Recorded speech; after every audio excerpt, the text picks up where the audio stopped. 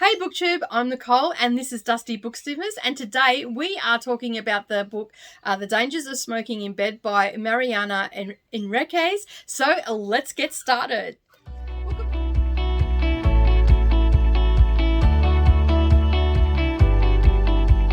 Well, good morning or good evening everybody, and welcome back to the channel. Thank you for stopping by and clicking on this video to find out what it's all about. I'm just going to let you know right now, this is about take 400 for this video because apparently I can't speak. So anyway, I can't say this one. Anyway, I'm just going to get on it. Anyway, we are talking about the dangers of smoking in bed. Now, originally I went looking for a book on Argentina, and I'm like, damn it, I don't have anything on Argentina on my bookshelves because I was trying not to buy any books at that particular month. As it turned out, my daughter had one. She goes, I've got one. And then she come out and she goes, here you go.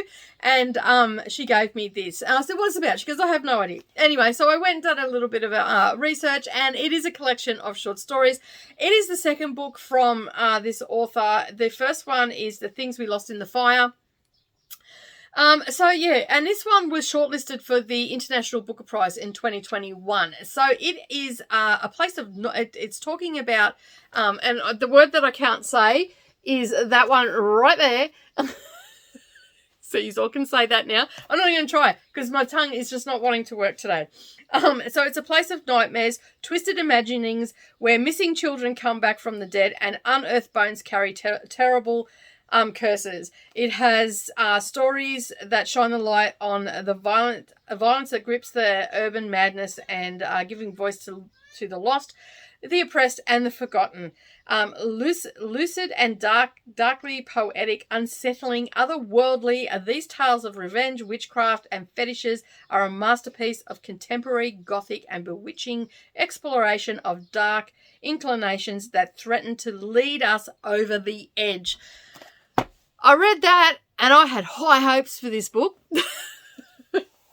I still enjoyed the book. And as I said, it is a collection of short stories. So as a whole of the book, there were some stories that I liked. There are some stories that I didn't. There are some short stories, like really short stories where there's only a couple of pages. And then there's one that takes up nearly a quarter of the book. So it's more of a novella than a short story, which is essentially a short story. So it's one of those days. It's one of those days where you know you shouldn't turn the camera on and you shouldn't do anything that's involving machinery. It's one of those days today. But anyway, I'm going to still talk about it. Yeah, so it's by Mariana Enriquez. And as I said, it was shortlisted for the International Booker Prize for 2021. I have no idea whether it won or not. I don't think it did. Wow, Savannah paid $19 for this book at Dymocks. That's expensive. You probably could have got it a little bit cheaper. But anyway, so it was translated by Megan McDowell. I'm reading it off the back here, and I've got it on my notes. So basically, I am going to go through my notes because I did take a lot of notes not a lot. I took a few notes. Okay, so this was originally published back in 2017, but it wasn't translated into English until 2021, and it was published by Garnet Books, I think it is, or Garnet Books. Let me just have a look. Did I write that down? Grantar Books, sorry, in 2021 in the UK, and then it went everywhere in 2022. So at the beginning of the year, I believe Savannah got this because she got it as a new release. Okay, so as I said, it is a collection of short stories. It's got 208 pages in it because I know that is important to some people, whether they want to pick up that or not. Now, they are horror-based. They're spooky. They're very weird and a little unsettling, some of them. So, yeah. And as I said, it has fetishes, witchcraft, it has all the things. It has all the things. So if you like horror, this is a good collection of short stories for you. You'll enjoy it. You will enjoy it. And I do enjoy a good horror story. Although horror books don't scare me as much as horror movies do. So if I watch horror movies, I know that I'm going to get a scare, whereas horror books, maybe I'm just not that imaginative when I'm reading them or something. I don't know. But this one actually, this one did all right. It had some unsettling moments in it, and I was not particularly fond of. So yeah, so that is the cover that we have here in Australia. I do believe that it's a little bit different in other parts of the world. It has death, violence, suicide, rape, self-harm, etc. So there are some trigger warnings in this. Be aware of that. It has those things in it. And it also has a derogatory word that is used for transgender people. In which one was it? It was in what's it called? Did I write it down? Yes, I did. It is in the longest story in here, Kids Who Come Back. So it does have that T word, and it's derogatory. Okay, so it is in there. So just be aware of that. If you're reading along and then that whacks you in the face and that offends you, that is definitely in there, and you don't want to be surprised. So I've given that warning there. All right, so what have I got written down here? It was translated by Megan McDowell, and she's actually translated her novel as well. So this author actually has a novel, and it is called, it was published in 2019, Our Share of Night. And so I will get a little bit more into that. So let's just talk a little bit about the stories. There are 12 short stories in this, and they range from 5 pages to 50 pages. The shortest being 5, and that is the title of the book, which is The Dangers of Smoking in Bed. So that is the second to last story in the book, and that's what, and like it was a little weird. I didn't really know what to think about that. It was just a little bit weird. I'm not going to tell you about the story because I think you should read this book because they are great short stories.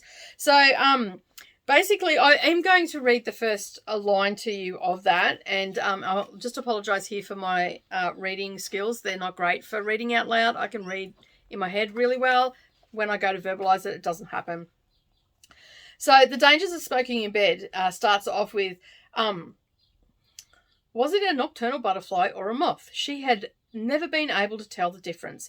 But one thing for sure, nighttime butterflies turn to dust in your fingers, as if they have no organs or blood. I'm like, interesting. And then I kept reading. And I'm like, even more interesting. Got to the end. I'm not 100% sure about that story. But I did enjoy, overall I enjoyed the book. The long story in this one is called Kids Who Came Back. Okay, so that was like, that took up nearly a quarter of the book. Like, it was 50 pages, and it's following the story of Machi, I think is how you pronounce her name, and she basically works for a government department that keeps the records updated for kids that disappear and or kidnapped and stuff like that. So that's her job. And I would imagine if that job actually exists, I would imagine, like, the first thought when I read that was, oh my God, could you imagine having that job? Like, that would be a horrific job to have, because not only do you have to keep that updated and documented, you find out which kids died, who's been found, who hasn't been found, who's gone without a trace. That would just be a horrific job in itself. She could have just wrote that paragraph, and that for me just invoked so many feelings. And then she sort of goes on into the story. I'm going to talk a little bit about this because it's quite a long part of the book. Like, she meets some characters along the way. The main two people of this story are actually her and a guy that she makes, Pedro, I think his name was. And he is the police reporter. So he works for a newspaper and he reports on all that sort of stuff as well. And they befriend each other, and then they become friends and they sort of work together a little bit. And then I'll just leave that at that. So basically, the title is Kids That Come Back. So she's documenting all this sort of stuff, and she's talking a bit about it, and she's a bit of a loner as well. Like, she's a little bit socially awkward as well. And then she becomes fixated on a character in this story, and let me just find it. Where did I write it? Did I write her name?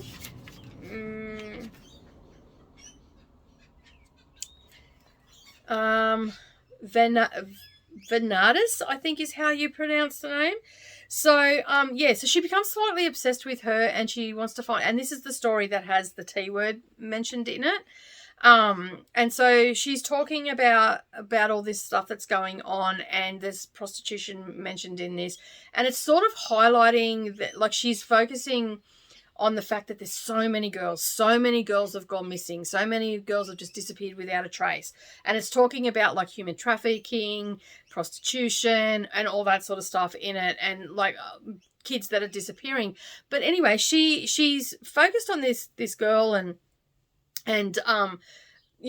finding stuff out about her and all that sort of stuff. And then Pedro comes across a video that is depicting a girl that looks dead in the video, and you can see her face, and she says, oh, is it this person? And he goes, oh my God, that's her.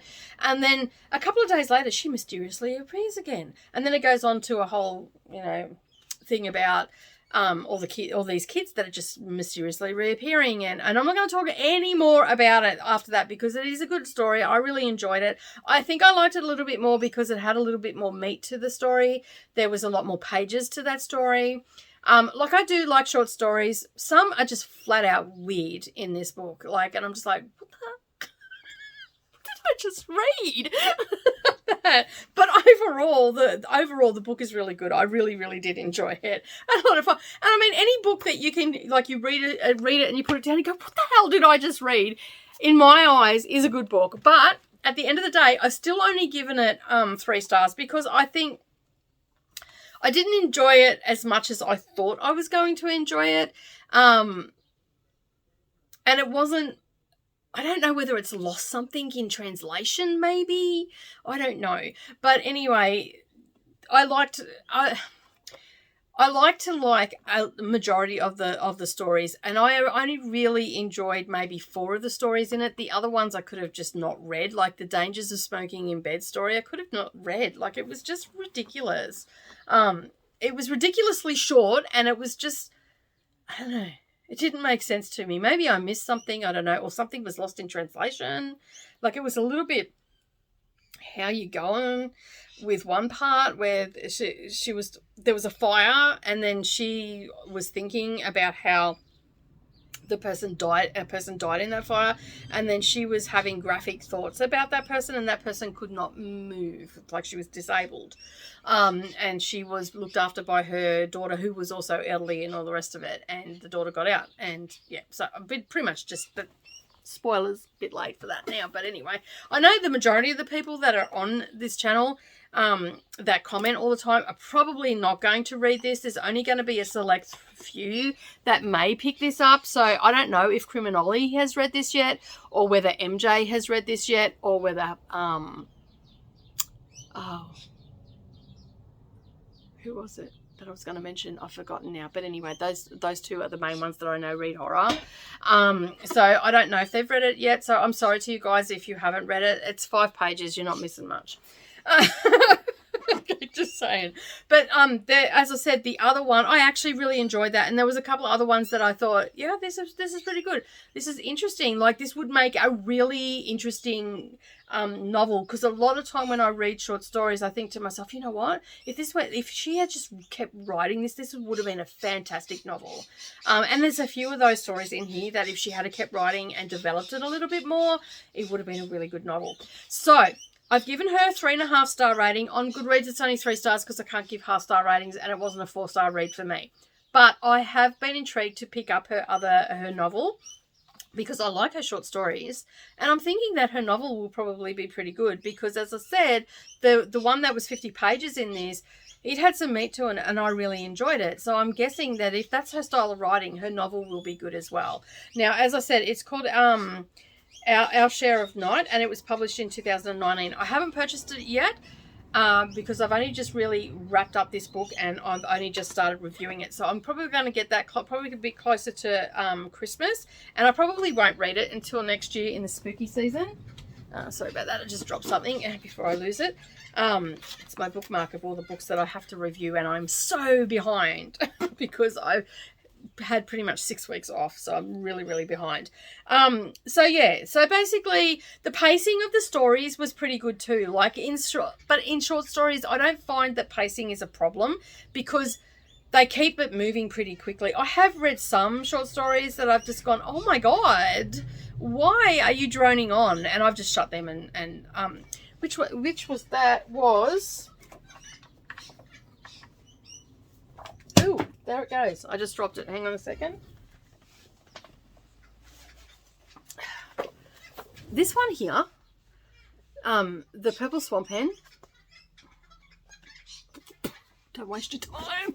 Some of them just drone on completely, and it's unnecessary to do that. I like my short stories to have a fair really paced really well, and this was paced pretty well. I didn't find any of them slow going at all. They got to the point and moved on. There wasn't a lot of fluff or anything in it, and even the little novella that's in this, it was really paced really well as well. So if you like quick paced horror, yeah, you'll like it. And as I said with any of my videos, this is just my opinion. There's probably people out there looking at the screens right now going, no, I don't think so. And that's fine. I think I did mention that it was shortlisted for the 2021 International Booker Prize. And the author is actually an award-winning novelist, journalist, and... yeah, she's been translated into 20 languages. So that sort of gives you an idea.